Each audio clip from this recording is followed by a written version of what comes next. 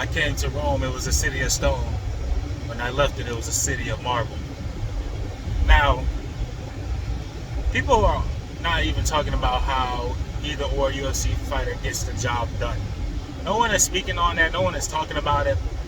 No one is mentioning how the job gets finished, who gets finished, or how the win goes. Dricus du Plessis versus. Now, Dricus du Plessis sounds like a French name, so yeah, he definitely colonized. But Dricus du Plessis versus Israel Adesanya. Now, this is a grudge match. This is a hate match. This is the battle for Africa. Alright? Now, I ain't gonna lie. I was kind of cringing when I heard Israel Adesanya keep saying nigga this and nigga that. Because I've only heard him say it a few times occasionally. And I ain't gonna lie. It sounded like he was culturally appropriating my people here in the United States of America. But he's black, so I guess I'll give him a pass. You know what I'm saying? Nigeria, New Zealand, Australia, whatever. I don't know. But, you know what I'm saying? This is the battle for Africa, son. And we're going to talk about how, hypothetically speaking, Dricus du Plessis, born in South Africa, breathing South African air, training in South Africa. You get what I'm saying? Well, let's be honest. We're just going to keep it all the way 100. Dricus du Plessis is the only guy I've seen that currently, fights, trains in South Africa. A lot of African champs, you know what I'm saying, have moved out of their country to train in other countries. Like Leon Edwards leaving Jamaica. What's it called? Kamaru Usman, Israel Adesanya, a few other people, right? This don't really go into African American fighters because we were born in the States. Ain't like we left the United States and went somewhere else. You get what I'm saying? But we're going to talk about the keys to victory for Dricus du Plessis in winning the UFC 293 fight in Australia, Sydney, Australia. So, Dricus du Plessis just finished Robert Whittaker. A lot of people, and I wish I made a video about this earlier, a lot of people really thought that Robert Whittaker was going to get it done. They thought that Robert Whittaker through the 3 rounds was going to point fight and pretty much get the job done. 50-45 or something like that. I told my friend who's training to be a mixed martial artist, professional fighter, I told him that, I feel like Dricus du Plessis just turned Super Saiyan 2 when he had his nose fixed. Because I was telling him, listen to this. Dricus is fighting while breathing through his mouth.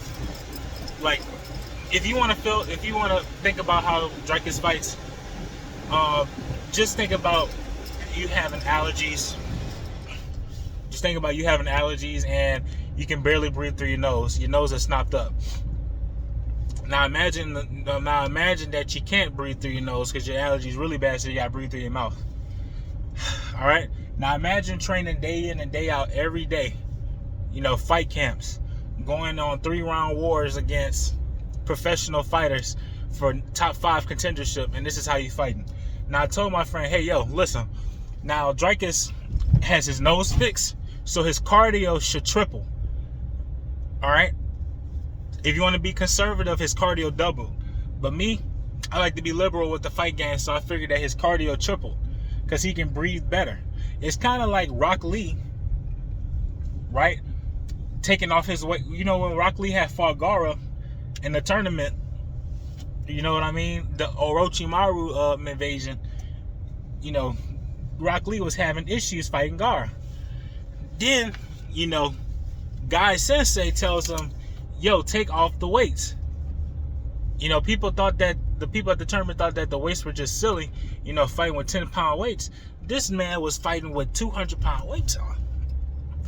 And that's how the relief is with Dricus du Plessis getting that nose surgery. So you got to see, he was pretty much pushing the whole pace. Now we're going to talk about how Dricus beats Israel Adesanya. Now, Israel Adesanya won his last fight against Alex Pereira by setting up a trap. He couldn't go toe-to-toe with Alex Pereira. We're going to be all the way 100. He couldn't go toe to toe. Israel admitted in a fight that his leg was damaged, absolutely destroyed. You know, Alex has that weird kick. You know, you don't. It's like he's touching it, but it's absolutely death.